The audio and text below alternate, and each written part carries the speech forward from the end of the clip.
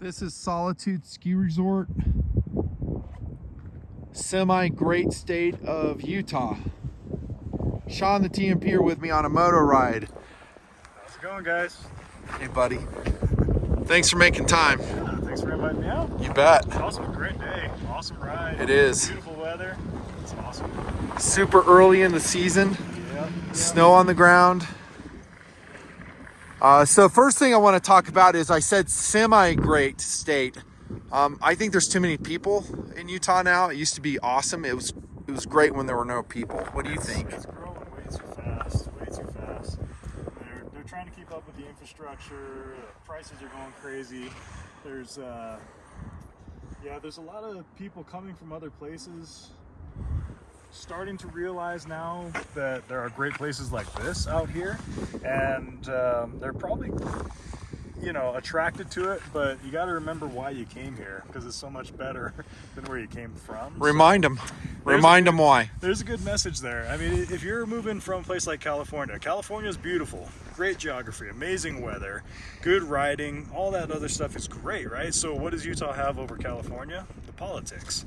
And so freedom. They've done a great job of ruining that place, and so people come out here, they need to remember that. Taxes, cost of living, yep, and pollution everywhere. They call themselves a green state, but I see more garbage on the roads and homeless encampments and piles of human excrement in California than I do anywhere else. That's right. None of that's exaggerating, by the way. That's all truth. Yeah, and so we don't want that here. We want to try to maintain it. So if you come over, then jump on board with what we got going on. Welcome to Life Elevated. So. Right. Vote red. Yeah, absolutely. Well, I saw that Mike Lee is up for re-election this year. Everybody get on board. Make sure he stays in office. He's better than most, isn't he? He is. Far better. Better than most. Far better. It's hard to find the perfect politician, and some people sit on their hands waiting for it, and it never happens, so they don't vote. And meanwhile, all the blues vote, and this is what we get. $7 a gas, Look, man, a gallon of gas. If you get 80% of your values in a politician, you're doing well. Really good. Don't let that guy slip by because there's one little thing about his stuff that you don't agree with, man. Or his tweets offend you. Right. That's pretty cool. We're on motorcycles and a snowmobile comes by. That's right. That's only a short period of time when that can happen here, right?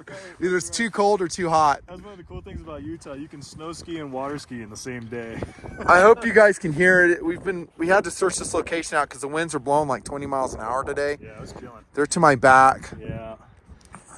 So yeah, just remember. To your that. point, yeah. Remember that when you're voting, man. Don't let some garbage politician in there because you're fighting against your own side where you agree with 80%. You're gonna end up only getting 20% from somebody else. So don't do it. Look at what they did with Trump. So Trump apparently was pushing back on the media, which I loved. And he had, I'd never thought any of his tweets were really offensive. I mean, a lot of them were stupid. Yeah. I mean, just stirring up people unnecessarily. Yeah, just a little bit of potty humor, but so people are offended at his tweets, and so we have what we got going now? Yeah. Holy hell. How's things going under Biden? Yeah, exactly. Right? Yeah. Lumber. Awesome. Up, Lumber, gas. what, 150%? Gas. Yep. Increased shortages. Food shortages coming now. All your food, and guess what? It's going to get more expensive. Yeah. Not only do you have the food inflation itself, but now it costs more to get the food from the farms to the stores because the gas is up. And we've embargoed Russian fertilizer, which the farmers have used, and it's now fertilizer's in short supply. Yep. And now they can't find the nitrates for the field. The yields are going to be lower. That's right. That's going to affect food prices.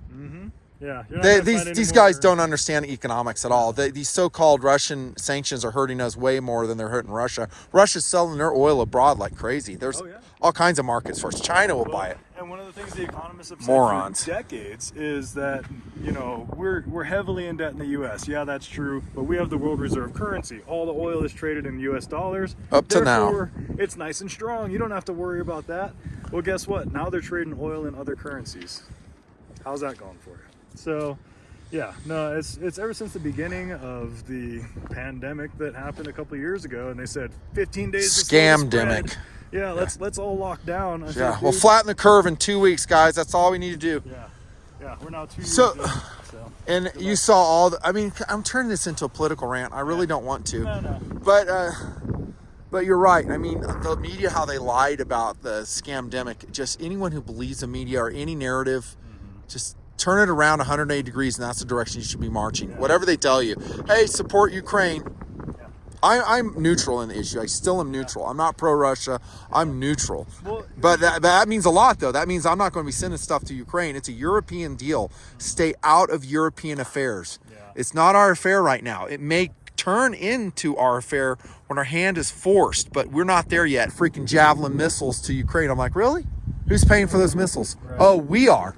Why didn't Ukraine do their own damn military? Well, herein lies the sorry for the rant, guys. It's hard not to. Ukraine's not clean. Hang on a sec. I gotta turn this sucker off. Yeah. Well, here's the thing. Ukraine is not clean. Right. Driven snow. It right. is not a bastion of democracy. They're not promoting freedom. So I understand that it's wrong for Russia to be invading, and I am no fan of Putin. Agree. I agree. All of those things are true.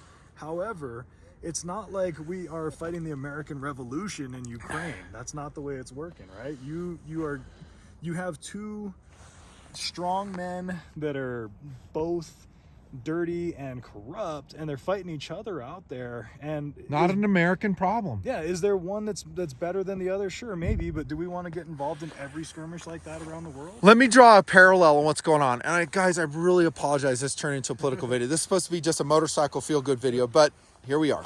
So we're going to finish it. So here's the deal. So during the Cuban Missile Crisis, we had JFK in the White House. When they parked medium-range intercontinental ballistic missiles in Cuba at our front door, what did JFK do? He goes, Monroe Doctrine, we're not going to allow that to happen. He stood toe-to-toe with Khrushchev and said, get those effing missiles out of Cuba or else we're going to go to war. We had overflights of Cuba. We had a show force. We had a carrier battle group down there. We won that Cold War standoff because we had a strong president, although a Democrat, because they put nukes on our door. So we're justified. But look at Russia's case. Russia says, hey, listen, you have bio weapons next door to us. And they've been saying that for years. And what has the U.S. said? No, we don't. No, we don't. No, we don't. So isn't that kind of the same situation? So they don't want that next door to them, bioweapons. They don't want a NATO build up next door. And again, I'm not pro-Russia, but I'm saying if we're going to be consistent on this, what gives us the right to put bioweapons next door to Ukraine? And those were 100% U.S. funded from what all my research shows, right? Yes. I honestly have. Isn't that kind of the same thing as the Cuban Missile Crisis in a way? Right. Well, and the honest truth is, look, I don't see a ton of threat to the U.S. in this moment. Right. So here we are. And things can change. Yeah. It's April of 2022, and right now, I see it as a skirmish happening between two strong men on the eastern side of Europe. That's the way it's going right now. Agree. If there is a need to intervene, then I haven't seen it yet. Personally. Yep. So I don't know. But I think most of the viewers and TNPers agree with that. We're isolationists in our views of like, hey, if it's not a direct American interest, and don't preach. Me and you've been ranting on Interphone about this. It's like, don't preach to me about how bad the Russian government is when I fear my government more than I fear Russia. That Russia, what our government did to people who protested in 6 January, threw them in without a fair trial and jailing them up. Guys that didn't do anything wrong. That's scary. The 3-letter agencies completely against conservatives. They're issuing warrants, rolling up in armored cars with local agencies. Don't tell me about how bad Russia is when we got that stuff going on in our country right now. And people are putting up with it. That's more terrifying to me. This is a direct, real threat to, if you're a patriot, this is a direct threat to you. That's right. I don't trust Fact. my government. I don't either. I can throw them. Agree. And they are violating many of the tenets of the Constitution that protected individual liberty. Correct. Which is what our country is founded on. That Patriot Act is a piece of work too. They're using that Patriot Act as we knew they would, because true conservatives, when they pass the Patriot Act, they're like, don't do it. No, this is for 9/11. Right. No, it's going to be turned against citizens. Right. That's exactly what they've done. No sunset date on that. That's right. It just keeps Sorry. Dang. Anyways. Okay, here's my transition from that discussion to motorcycles. And again, I'm going to pull this camera in tight. I'm filming with my iPhone 13 when it gets windy. So we do have a lot of darkness in the world going on. So, and we just discussed just a little tiny snippet of it. You can dwell there. Sure. You can dwell there and just think, Chicken Little it and say the sky's falling and I'm done. You know, get on your water tower, tie your bandana around your head, strip down to your loincloth with your 30-06 and wait for the balloon to go up. That's right. Or you can do what we do. So we get out and we enjoy life, right? We get out and we have as much fun as we can. We cram in as much adventure as we possibly can. I hate filming myself. So he was trying to film me. I was like, no, I don't want to film myself. I know, it's funny. Guys don't. So pretty. No, I'm not. Guys say, "Oh, you love being filmed." I hate being filmed. I'm only in front of the camera when there's no one else to do it. But so the point I'm saying is that get out and enjoy life, man. Get out. There's still so many great things in life that we're able to go and jump on motorcycles like this. We went out to lunch together. We went up to Don Pedro's in Park City. We should have made it a ride and eat. I forgot. Just take it from us. It's great. Get the carne asada steak, the skirt steak. Awesome. No pictures. Sorry, I forgot to take a picture. I might have some file photos of that because you and I have gone there several times. You're just so eager to and I'm an eat it while it's hot guy. You know how anal I am with that. It's like, dude, it's hot. We'll talk later. It's like time to start. Picture on the way out. Exactly. Okay, so get out and enjoy life. Have fun. Get out with your friends. Renew the friendships. I'm super busy today, but I wanted to renew the friendship with Sean. I was like, dude, let's go out, do a short ride. And I decided to do a video too. And what were you going to say? Oh, well, we were busy today too. I mean, you're busy. Oh yeah, we're trying to prep up a camper, trying to go out for a trip with the family. So it was a busy day, but you know, he called and said, hey, got a good day for a ride, and I said, let's do it. So that's how you do it. You just again, what we talk about is you have to make time for it. Yeah. There's always an excuse that you can jump on and go, well, I'd like to make it happen, just can't make it happen. Well, guess what? You're never going to do it. That's right. Whatever it is, whether you say, hey, we're going to go out snow skiing at Solitude Resort. Their base doesn't look horrible, by the way. I'll film a little bit of the lift and we'll overlay it here. Yeah, make it happen. Yeah. What I wanted to tell you about, and we already did a ride down to St. George to see his friend, but all that video was lost because my hard drive crashed, is that Sean was actually in a pretty serious motorcycle incident last year. He was with a very inexperienced motorcyclist on a rented Harley. They were driving outside of Delta, right? It was a victory, and we were making our way on a loop around Utah. It was day one. Sun was setting south of Delta, and we were trying to make our way down to Cedar City. And so as the nightfall came around, a little black cow, it was open cattle country. And who's leading? And so I had been leading most of the day, but I dropped back and put him in the lead to get some videos and pictures and whatnot and send it out to his wife. And just as we were wrapping that up, this cow walked out in the road in front of him, and the headlight on that Victory was awful. And we even commented and talked about it ahead of time. It was just a whole series of unfortunate chain of events came together, and he ended up hitting that cow full speed. And almost died. It was very serious. Died. It was really bad. We're talking. So it was a black cow doing 65 miles an hour, and he hits this dense animal and just right broadside. I mean, perfect T-bone right into the side of the cow. So he ends up life flighted down to a hospital. Hold on, tell him what happened to you too and where you were. Yeah, so I was riding just behind him, just offset a little bit, and what ended up happening was after he hit the cow, it just debris everywhere, dust everywhere. And it's dusk, so it's turned into night very quickly. It was dark. So I slammed on my brakes, and I tried to move off to the side of the road as much as I could, trying to avoid everything that had gone on up there. And it actually turns out that he had been dumped off on the side of the road right in front of me, and I ended up bouncing off of his leg, and it sent my bike up and flopping over to the side. So my bike took a tumble, I took a tumble, but real minor injuries compared to what happened to him. I was able to jump up and go and check on him, and he had been knocked unconscious instantly when he hit the cow. Did you think he was dead? I thought he was dead. I really did. I mean, it just from what I could barely see of the incident, because it was literally just a flash of a cow in his headlight and then bang. It was just a huge explosion of bullets everywhere. So I thought he wasn't going to make it, but by the grace of God, he had made it through that, and he's laying on the road, obviously really banged up and in bad shape, but alive. And so got a hold of 911, and paramedics. You had self coverage in. That's a miracle in itself. Barely. See, because when we get out in the desert, dude, we're real spotty, aren't we? Oh yeah. It's off and on. In fact, the only call that went out from that area that entire night with paramedics and everything was just the 911 call. And so it barely got signal, just enough to get the 911 call and throw out the GPS coordinates, and that's how they found us. That's what you did? You gave them GPS so Lifeline could find you? Oh, okay. Yeah, so the phone did it automatically. When you call 911, oh, cool. It sends the GPS. It broadcasts. I didn't know that, actually. Yeah. So it was great. And so they were able to get the paramedics that were nearby. Check that out. That's cool. Again, you're not going to see that in the summertime up here. I'll talk about the 890 here in a minute, dudes. Go ahead. And so there were paramedics that were assisting with a field fire, and the firefighters were out there. They were on scene less than 10 minutes after the call, and then they called for life flight immediately. The helicopter just happened to be in a town that was right next door.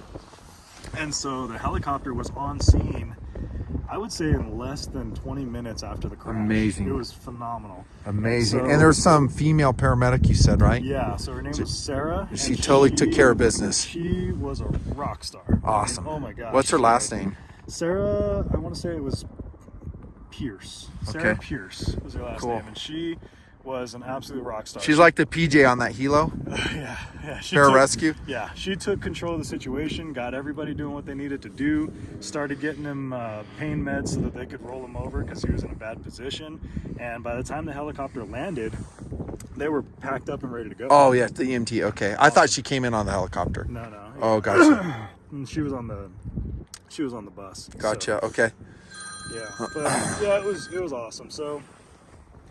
So anyway, so he goes to the ICU, 2 weeks there, multiple surgeries. They had to reconstruct his pelvis and put a rod in his femur, a rod in his humerus. Jeez. Both clavicles, he was really messed up. Ribs. I mean, he was really messed up, but no real permanent damage. I mean, nothing like no brain injury, no spinal cord injury, no internal organ damage. He's actually going to make a very good recovery, so it's a miracle all around. So we actually drove down last winter, it was like November when we went down to go see him in the hospital recovering. Yeah. We did a whole video again. We were on, you were on, what bike? You're on your BMW. And that was on my, the K16, I think, right? Yeah. Anyway, sorry, that footage is lost. We did riding in Cedar City. That was fun, but you ain't going to see that ever probably. Unless somehow I find it. But, so that's a very serious thing. And his FJR though, Sean's, it was in pieces, and he had the pieces in his garage. And went over to his house. He's like, "Oh yeah, I'll be able to put a new front end on it." It's like, dude, that bike is done. He's like, "Oh no, I think insurance will cover it." I was like, dude, you're gonna be way better off just buying a new bike than wasting all the money trying to get this going. And here you see, this is his replacement FJR, Yamaha FJR. It's a 2016, 14. So really good condition. So you went with the FJR again. So I did, yeah. I wanted to replace that FJR because it really is a great balance. I love the balance of this It's bike. awesome. And so, yeah, it's got... it's kind of a touring bike, kind of a sport bike. Yeah, it's comfortable. It's very close to a 50-50. I'd call it like a 60-40 sport touring. It's not the greatest touring bike in the world, but it does sport really nicely for a touring bike. Right. I think it can handle canyons a lot better than most touring bikes. Agree. So I do. I love the FJR. I went with the 14 because after a bunch of research and everything, I wanted to get the one that had electronic cruise control. It's got the windshield that stays in position when you park it. That was a design feature of the original I didn't like. It also has factory heated grips.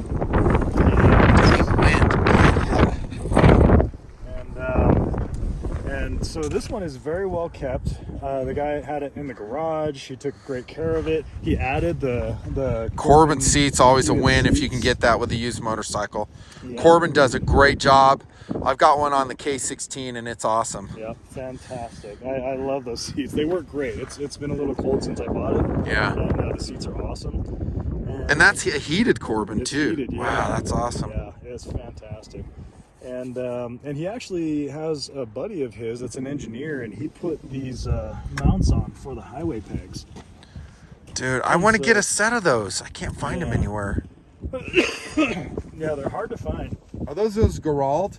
Or the ones? I think they are, just because they look like them. They look like the Gerald FJR Forum. Yeah, but I don't know if I mean, maybe he knows the design. I tried to contact that Gerald guy, and he's not answering. So you know how that goes. So but these things are great. They're cool. Tuck away real nice. Pegs are so nice to have. Even simple pegs help so much. Yep. Simple pegs. Fantastic. And then it didn't have a top box on this particular model. Yeah. So I bought the plate to mount on here, and then the old top box off of the old FJR actually fits on there. So I got a paint project ahead of me to try and get that thing painted up and match the bike a little bit. I'm telling Sean when he paints his top box, don't go maroon, but go the black. So put black, either matte, gloss, satin finish. It'll look good. So my top box on my FJR is gloss black, and it looks great. A little bit of wear and tear on it through the years, but I've had that bike since 13 now. Right. It's freaking 11 years old now. It's beautiful. I mean, not 11, 9. Yeah. And like we were talking about, the color on your bike is a lot better. I love that color. This red is nice. It's just not my favorite. It's better in true life. When you sent me a photo of it, I thought it looked like diarrhea.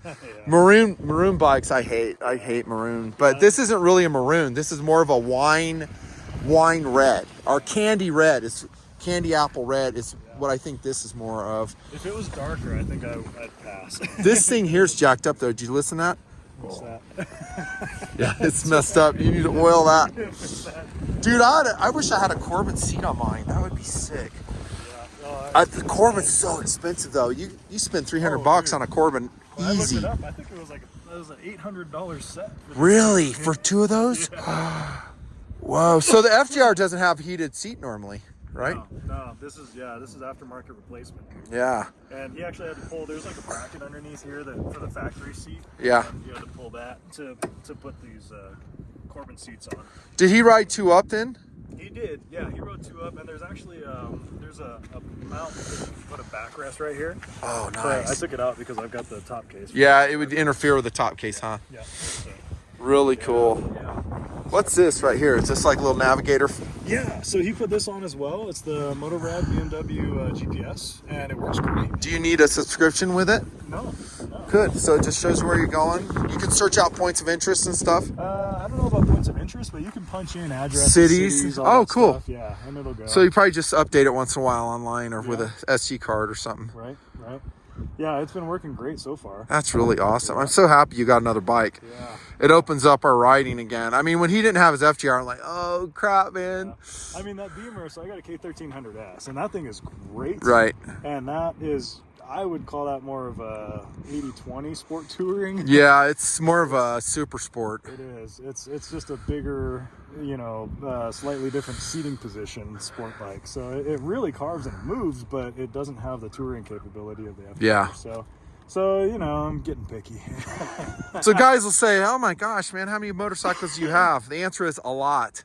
And we use them. Mm-hmm. So it's funny, I don't understand the mentality of guys. They go, well, I can only own one motorcycle at a time. Is it your wife? I'm like, dude, every motorcycle has such a different personality and a different POU. I can see a normal dude who's really into riding literally owning like 5 bikes, and I don't think that's overkill. 5 bikes, like I have a dirt bike, I have a dual sport, maybe like a KTM 690. I have maybe something that's more adventurous, like an adventure bike, an R1200 GS. Maybe a 1190 or something like that. Yeah, there's the whole spectrum. It's like having every bike is so different. Yeah, if you had like a big turbo diesel truck for towing, and then you go all the way down to a nice sports car for the track, and all those steps in between, exactly, bikes are the same way. Exactly. And so guys, and the reason I say this because I was reading some dude and he was saying it was his take. He was reviewing a BMW motorcycle. And he loved it, but he goes, yeah, but I can't get rid of my, the Honda ST1300 or something, which is a good bike, but an older bike. And I'm like, why? Yeah. Have a couple. Yeah. Especially if you buy them used. They're so inexpensive. You bought this one used. Yep. I bet you got a great deal on this. It was pretty good. Yeah, I think it was 94 is what I paid for it. 94 total, which in the height of no supply, of no supply of anything, including motorcycles and side-by-sides and ATVs, is a really good price. A lot of the competitors in like similar years were going at 12, 13. I mean, they're up there. And so you're running into major supply issues all up and down the chain. So I feel like I got a pretty good deal for it. It's more than obviously I'd like to pay, or I would have paid 2 years ago, but let's look at this too, how interesting this is. So this is a 2014. Look how it's held its value. Oh, yeah. I mean, granted, we do have extingent. We have extenuating circumstances, but still, that's pretty amazing, right? That's right. It is. That we had it work to that level. Yep. No, it's great, and it only had 22,000 miles on it, and I've seen these things posted up with 100,000 miles. Oh yeah. FJRs will go forever. And if you guys are thinking, well, how many miles would you buy nothing on an FJR? If I had 60, I wouldn't think a thing about it. As long as the guy maintained it and changed the oil frequently, especially like this one where he had it garaged and it wasn't parked outside. Right. You can always tell if it's been garaged. Just look at the brake drum. If there's no rust on it, it's been inside, so that you can tell. So my bike, we'll come over here. They probably want to know. Yeah, I do have an 890 now. You will see a full review on it. Here's a mini review. It's really yet another can do most everything bike from KTM. It is fantastic. It's plenty fast for me. It has cruise control. It does have some oddities in that the fuel tank gauge only shows half the tank. I don't know if you know that. So it's going to only show the lower half of the tank, which is stupid. It doesn't come with heated grips or a heated seat. Those cost a huge amount of money from KTM. So again, stupidity from KTM. The rest is good though. So I have Matstad extended windshield on. I put extended windshields on everything I have. It's just a fun bike. It has a real low center of gravity. It handles well in the dirt. Granted, it has some more weight in the dirt. It's not like a dirt bike, but it does have that dirt DNA in it like all KTMs do. Really good on the road. It's just a really fun mid-sized bike. And Sean's driven it. Yeah, and the first thing I noticed was that low center of gravity. It feels way lighter than it is. Just right. In comparison to other bikes, it's like you hop on, it's like, wow, this thing is playful. It is. I think that low center of gravity goes a long way. Right. I don't have pegs on this. I don't think I'll be able to because it has that large lobed fuel tank on it. I did sell another bike to get this one. I buy and sell. What can I say? I buy and sell all the time. But it's such a great bike. I just love it. Top case, I put this on. I had it already from another motorcycle. Just a little coup case, which by the way is out of business. Coup is very, very, very, very sad. This is bear spray I have on top, so I keep that in case anyone wants to give me some crap in traffic, which has happened before. And then my gun of choice, my tank bag gun, is going to be an LC9S, I think is what I have. LC9S with an extra mag. Still a great gun. Love LC9Ss, they're fantastic. Radar detector, ram mount, good brakes, quiet, a little bit vibrating. So my hands were tingling after a ride today, which is a downside of this bike. Yeah, it's got a pretty good cylinder going around. Yeah, I was surprised because when I'm riding it, I don't feel like it's vibrating me that much, but when I got off, my hands were tingling. Yeah. But I'm older now too, and I'm more sensitive to that. I think a younger dude wouldn't have any problem with it. This is an air hawk cushion. Some of us don't have $1,000 for a Corbin seat. I'm just kidding. So this is an air hawk cushion I can transfer from bike to bike, and it's really nice. I love it, but the seat itself is actually pretty good. I love the ergos on the bike. It's just really, really a fun bike. It's another. It's probably a step above the KTM 690 Enduro R, which I have reviewed. I still have that one. I love it, love it, love it. This is like a step up from that in touring. Mm-hmm. So this is a bike you could easily tour, go cross country on, and yet it's not quite as big and heavy as an 1190. Definitely not as a 1290 or the higher KTMs.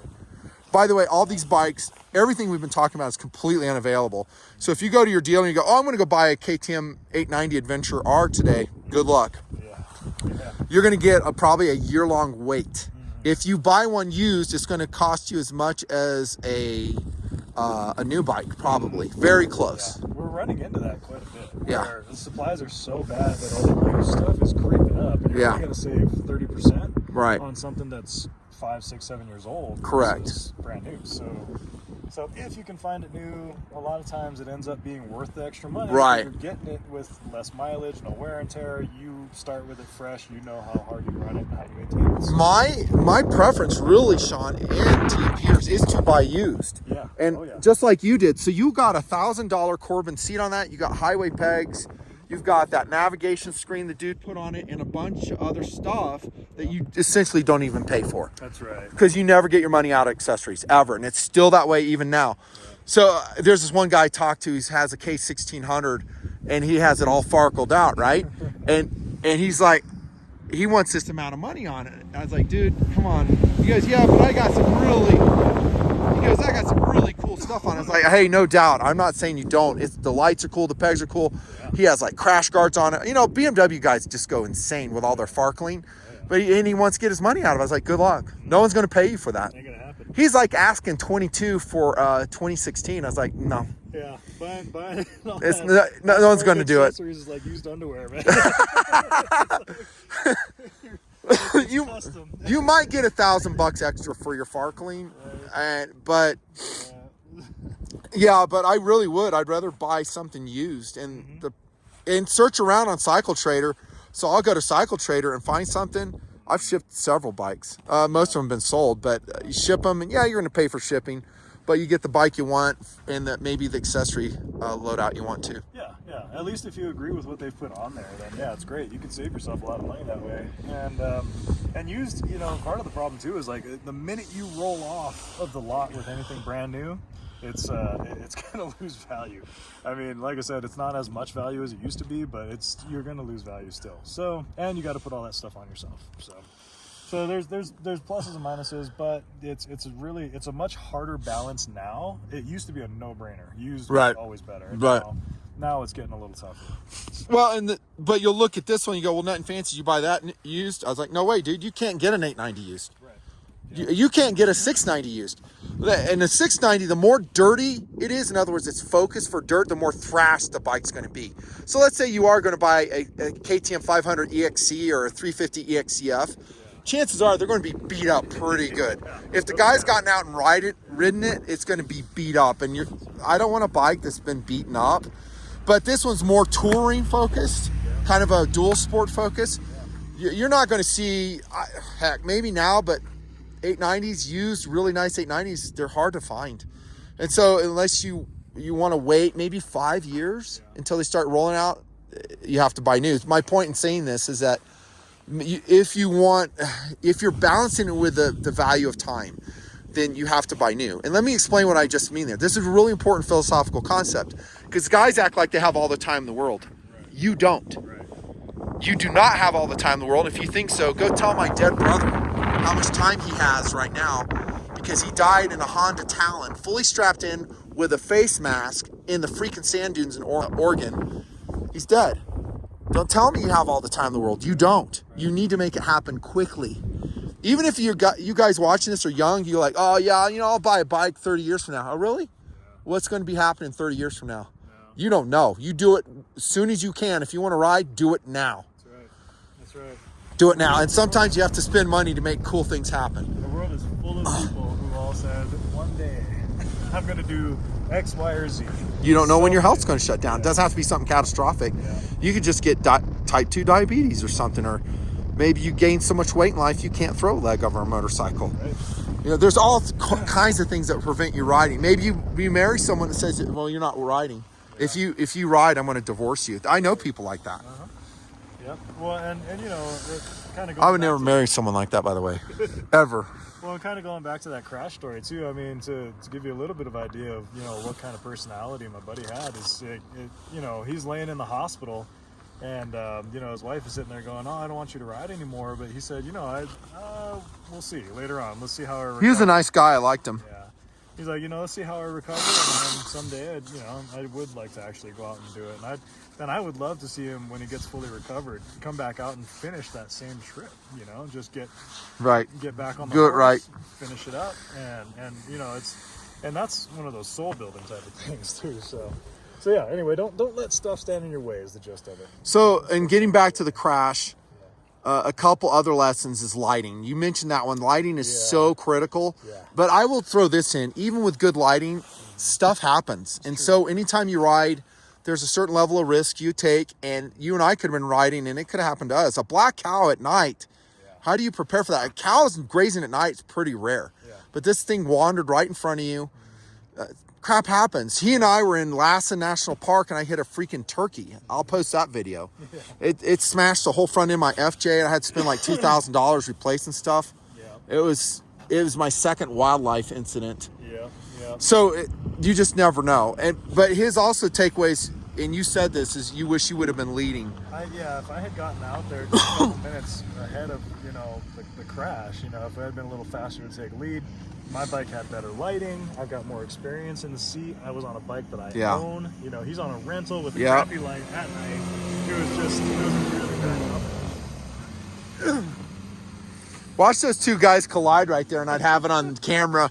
Right. I'm glad they didn't hit each other. Yeah. That snowmobiler takes that skier out.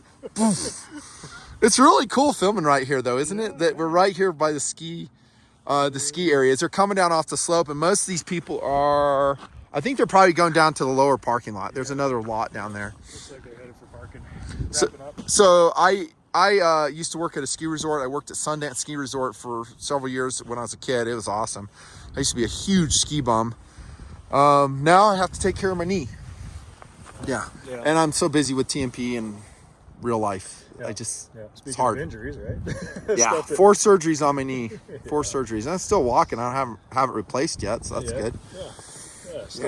I wish I could lose 20 pounds. 20 pounds. But I can't do what we're doing here. I can't do riding eats if I want to lose 20 pounds. Yeah, well, and it does. It takes a lifestyle change to start moving your weight around. So it's hard. It's hard. You get when you get older, it's harder to keep the weight off. I get it. I get it. But if you're thinking about getting into biking, just do it, man. Don't hold off forever. Don't wait until you're too old to ride. Get out there and get one. And guys like, well, it's dangerous. I was like, well, again, I could use my brother's story as an example of what should have been safe wasn't. It's really how you twist the right wrist. It's if you can ride a car safely and multitask safely, I think you can ride a motorcycle. I'm not going to say everybody can ride a motorcycle because you need to be really good at multitasking. You need to be watching left, right, in front of you, predicting what people are going to do. If you can't do that, don't ride a motorcycle. If people tell you you're absent-minded, I've said this before on camera, you probably shouldn't be riding. You're too big of a moron. Reference back to the other video he posted a few years ago of should you buy a motorcycle? Yeah. And it's all laid out there really well. Right. So, yeah, it really is. There's a personality type, there's a mindset that you have to have. And honestly, 90% of riding, they're relatively simple machines. It's a motor with 2 wheels. So most of riding is up here. Correct. So, yeah. All right, we're signing off. This is kind of a fun hangout. We did some political ranting. No apologies for that. It is how we see things. And talking bikes. Bikes are core content in the Nutnfancy project. I'm going to be doing more videos, more ride-alongs. Maybe I do a kind of a motor vlog thing, but the way I'm doing it now, which you and I have liked, is that we film the adventure, then I do an overlay narration. That seems to be working out pretty good. I'll probably do more of those. Sean and I have probably 5 rides we've done that I have not edited together. We did some in California. We did the Lassen Volcanic National Park ride when your FJR before it blew up, which is going to be fun posting that video because guys will see the video before your bike was totaled. It'll be the time machine going back. Right. I'll post this video before that one. They'll go, oh my gosh, that's this old blue one.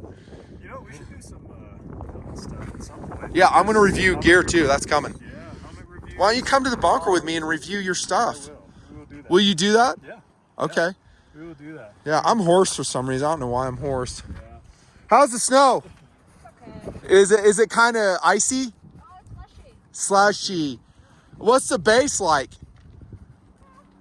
Short. Yeah. I guess she's too busy to talk and talk. Just keeps walking. You can't stop for 20 seconds. Too pretty or intimidating. Jeez. Yeah. People, I just don't get it. You can't stop for 30 seconds and talk to a fellow human being. Holy shit. Just keeps walking. No, Rude. we'll do it for sure. We'll get in the bunker. We'll do some. Take a look at Bluetooth, helmets. Yes, I'm gonna jackets. cover gloves. I'm gonna cover what I am. This is my climb right here. Really awesome stuff, and it lasts and lasts. I want to hear your stuff too, and it'll just be fun. Yeah, it'll be good. Thanks, guys, for being a donor. I'm using donation money for gasoline today, so that's good.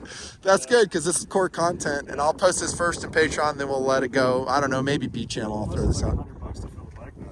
Dude, well, this thing has a 225-mile range, by the way, that 890. It has amazing range.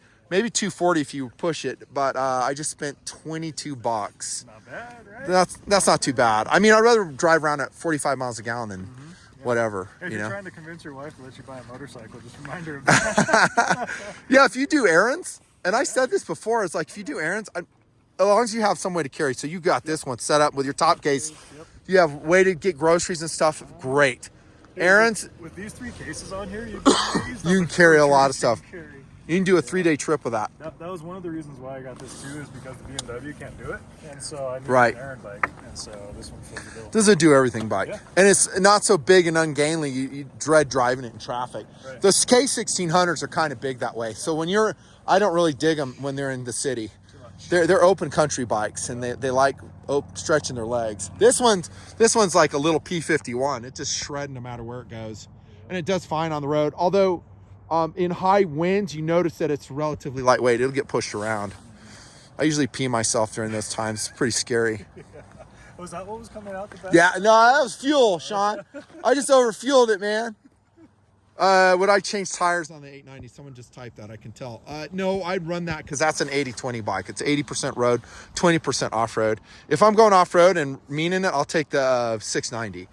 And the 690, and yes, I still have the 1190, and I've had it forever. Those are TNP workhorses. I'm like strapping gear to them. Here's a picture of me at Gunny's the other day with the 1190, all the guns and stuff. I had like probably 250 pounds of gear and ammunition hauling to the testing location. That thing can haul. It hauls, and it was a heavy bike, dude. That 1190 will carry anything. Yeah, and I put racks on them, as you see. I have to put racks to haul the stuff that TNP has, especially the AR-15s and stuff. Yeah, yeah. And I see that, 1190, Sorry, if you're looking hoarse. for the dual kind of that mid-range, that thing squarely fits in the mid-range of Right. Nano. If That's you what had I'm to calling get that. Just one bike. Right. That's probably one of your best bets. Yeah, amen, brother. Amen to that. It's a good, if you can get an 890, dude, hit it. And the orange color's great. I ran into an 890 dude at the dealership, Edge Motorsports. Really cool dude. So I was like, oh, you got an 890. And he had an orange one. And sweet. I think I have a photo of him. Great dude. So we sat and talked, and he goes, oh, I wish I could have got the gray. I was like, no, man, the orange is fantastic. The gray is great too. Both of the colors are fantastic. And you know, in a year, 2 years, they're going to change. I mean, KTM doesn't leave anything alone. So their bike, this will be like a 990 again. They're always changing stuff. Well, and I tell you, I love the orange accents in this thing. I do too. It's cool. I mean, I love it. Great under there, the pegs. Yeah. It's real cool. This is I actually took this off another motorcycle, this RG. Oh, nice.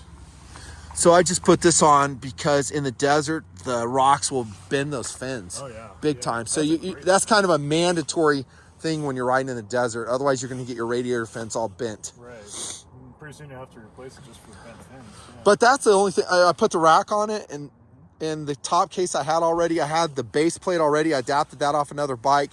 The windscreen, everything else, I believe, is still stock. Did it come with the expanded Oh, the pegs. stand? The pegs I had. What? Pegs? Did it come with the expanded stand, or did you put it on there? That I put on there because I took it out in the desert and it fell over Yeah. because of soft dirt, and it needs yeah. that pad on it. It's- So I I'm- guess I have farkled it out a little I'm bit. thinking about doing that on this thing just because. Oh, yeah. Sometimes we park on gravel like we do here, and that's a very thin peg. Yep. Yeah.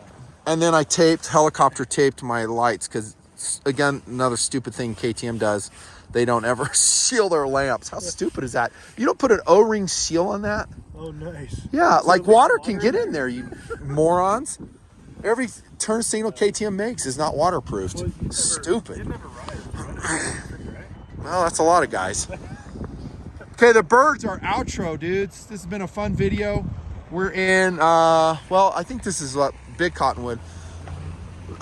Big Cottonwood Canyon, Solitude, snow on the ground. It's April. All this snow is going to be melting soon. Sadly, we don't have a lot of snow. We're still in the middle of a huge drought. Very sad. That's a whole nother subject. Yeah, we got pretty excited for a couple of rainstorms, snowstorms that came through, but it wasn't enough. Not enough. We're way behind. We needed to keep going. Another reason why, if you're thinking of moving to Utah, think twice. There's going to be huge watering restrictions going on here. Yeah. Signing off. Thanks for being a donor. This is a Nutnfancy project. Motorcycling is awesome. Hopefully you get out and make some great memories with your friends like I do. And live life. I mean, life is, well, dark at times, but pick the good stuff. Yeah. Shuck the jive and bring home the love. Right. Burn 'em if you got 'em. See ya.